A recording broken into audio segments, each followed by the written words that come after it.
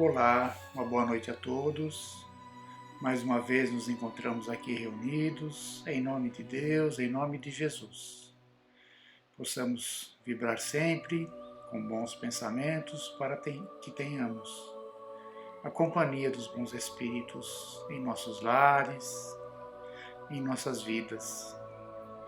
Neste momento de reunião, em nome de Jesus, possamos vibrar em favor de tantos necessitados que neste momento também, de alguma maneira, participam dos nossos pensamentos, das nossas vibrações e que poderão receber as influências positivas desses momentos de estudo. Nosso agradecimento a Deus e a Jesus.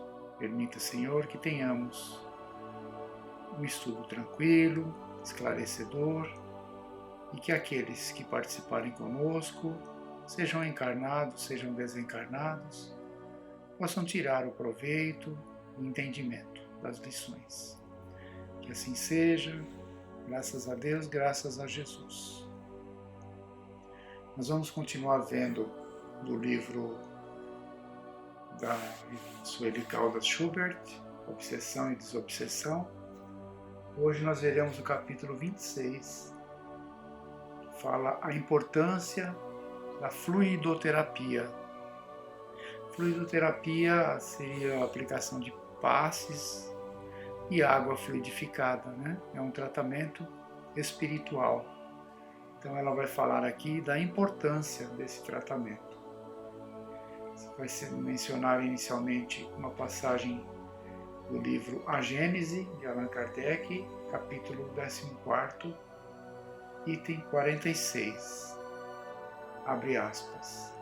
Nos casos de obsessão grave, o obsediado fica como que envolto e impregnado de um fluido pernicioso, que neutraliza a ação dos fluidos salutares e os repele. É daquele fluido que importa desembaraçá-lo.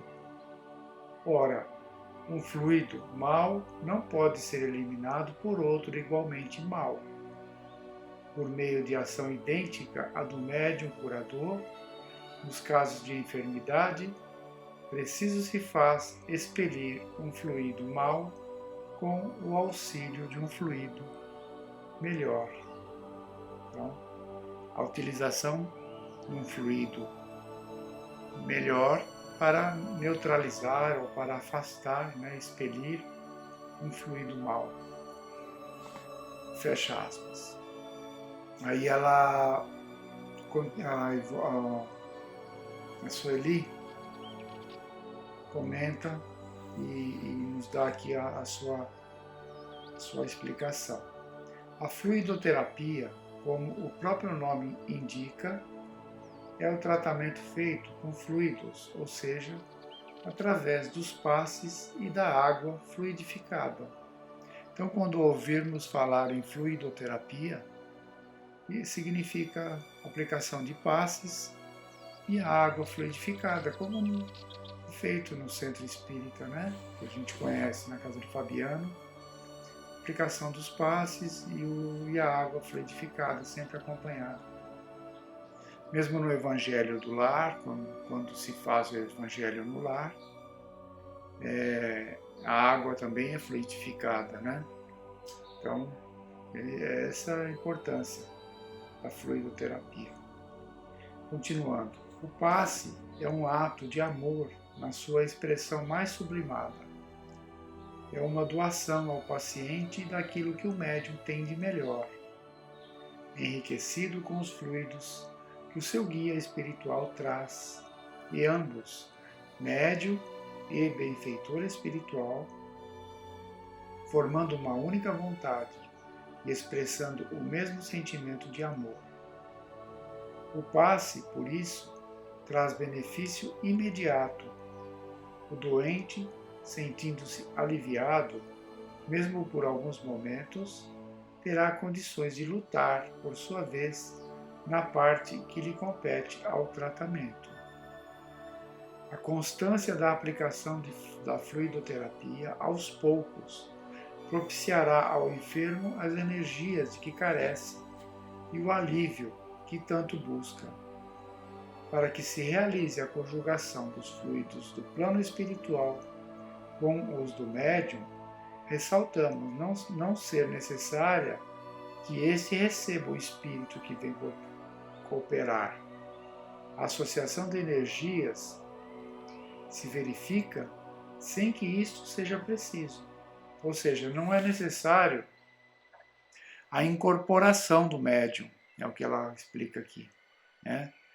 Para que haja ali a eficácia do passe, por exemplo.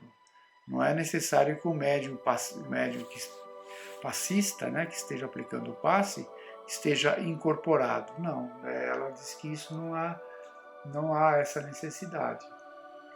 A simples aproximação de um amigo do plano extrafísico que atende assim ao apelo do médium passista, feito através da prece e estando este receptivo e preparado para a doação fluídica. Então veja, através da prece do médium e do seu preparo, né, claro, íntimo,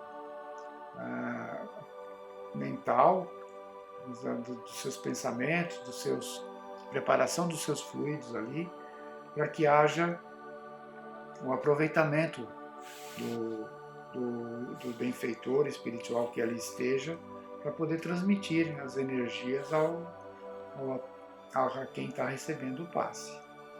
O passe é essencial e importante na terapia desobsessiva e acontece, não raro, ter a aplicação de um único passe êxito surpreendente, mesmo para os que estão afeitos a esse trabalho.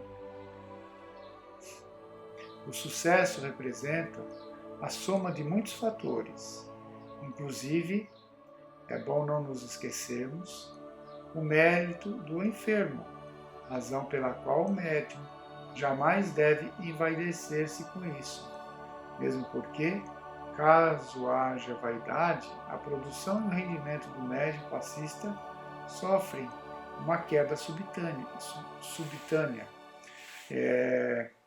Ela está mencionando aqui a participação daquele que está recebendo o passe, né?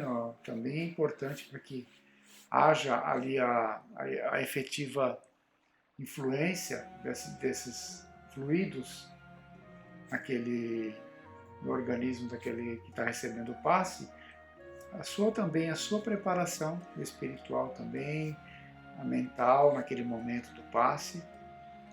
E ele diz aqui, né, ela diz aqui, para que o médium não se envaideça se houver ali, se ele perceber uma melhora repentina na pessoa que está recebendo o passe, para que o médium não se orgulhe daquilo, que acha que foi a ação dele exclusivamente, né? Isso vai, na verdade, vai atrapalhar ali.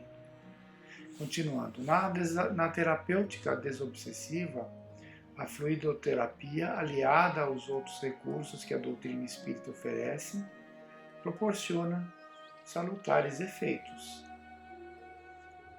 Nós, espíritas, temos muito a contar sobre a excelência desses recursos. Muitos casos poderíamos narrar a respeito.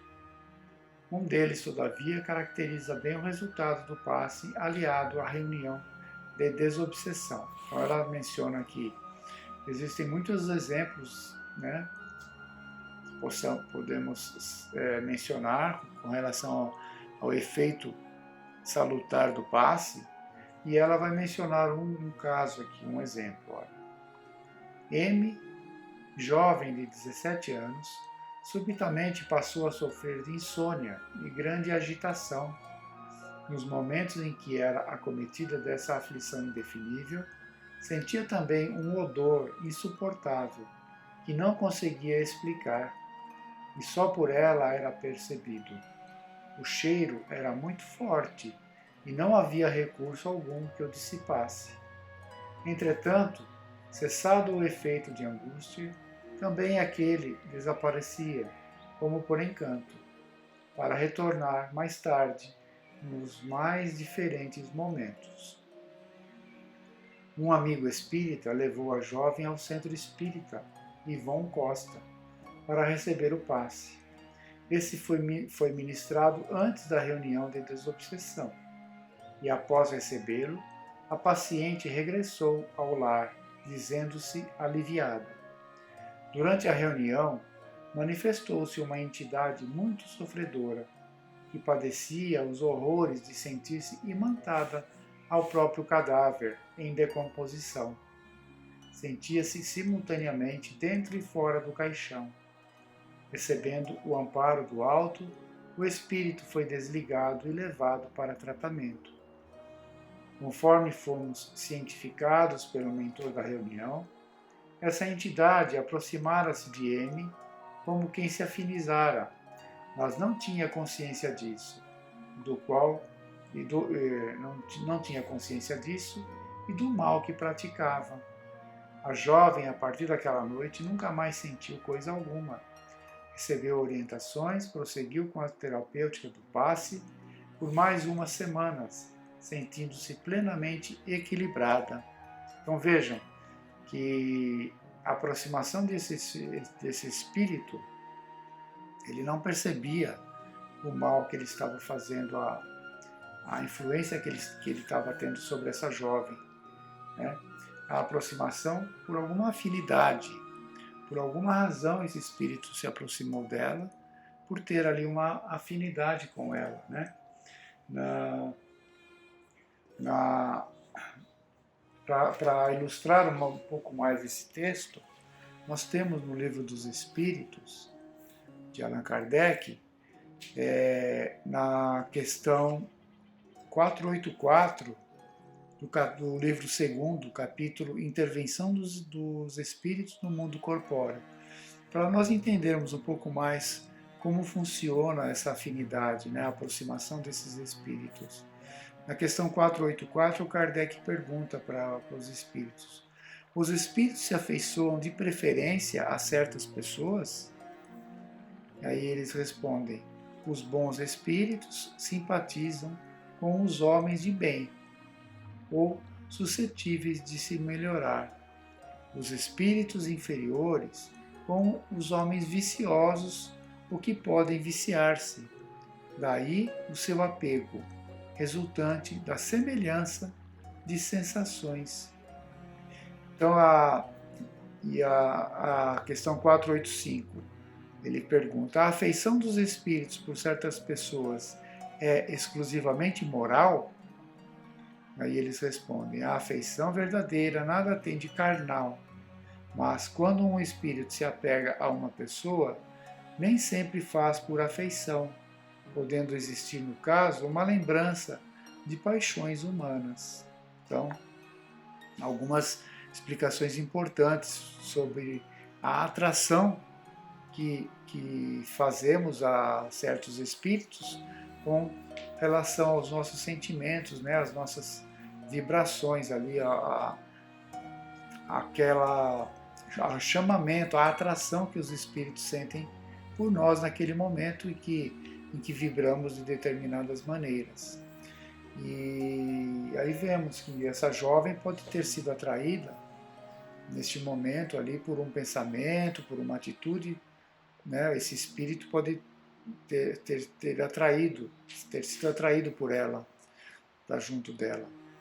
E para concluir, no Evangelho segundo o Espiritismo, no capítulo 26, dar de graça o que de graça receber.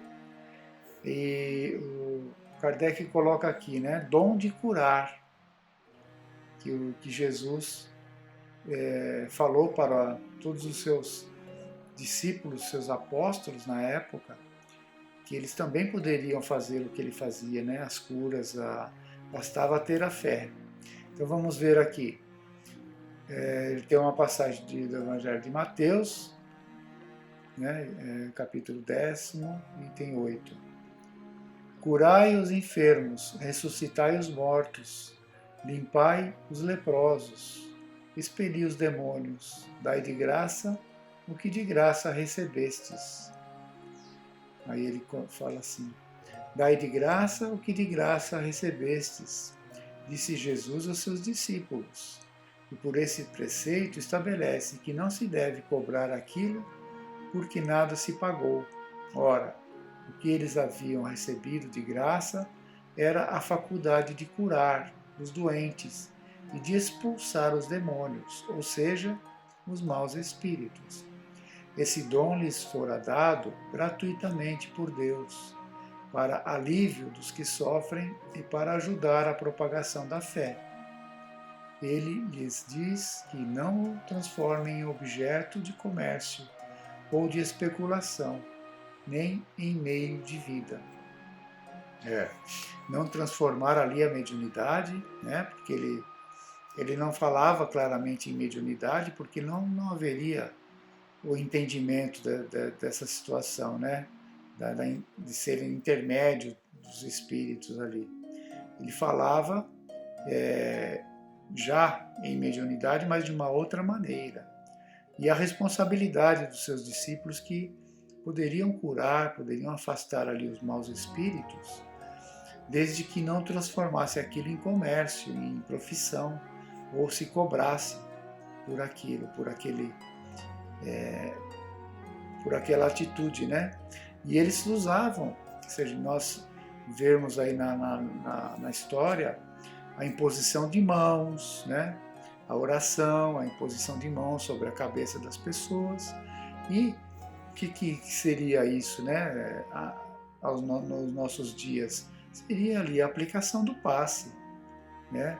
A aplicação do passe naquele momento, naquela imposição das mãos, que através daquela oração que se fazia, daqueles pensamentos, daquelas palavras que se falava ali naquele momento, os espíritos superiores, ali, os espíritos protetores, estavam ali também agindo sobre aqueles doentes, sobre aquelas pessoas necessitadas. Claro que isso a gente está entendendo muitos séculos depois, né, de Jesus. Hoje, com o Espiritismo, temos essas explicações desses atos, do significado e da importância de cada um, e também da responsabilidade dos participantes nesse momento, tanto do médium quanto daquele que está recebendo ali o mérito daquele que está recebendo o passe, a oração, né? A responsabilidade do médium com relação à sintonia com os espíritos que estão ali também trabalhando através dele, as influências, né? Os fluidos, tudo isso. Então hoje, felizmente, nós temos a doutrina espírita para nos esclarecer esses pontos. Certo? Vamos ter isso em mente, refletir sobre todas essas lições, né? E agradecer a Deus por nos dar essa oportunidade de aprender. Ficamos por aqui hoje, fiquem todos em paz, tenham todos uma boa semana, fiquem com Deus.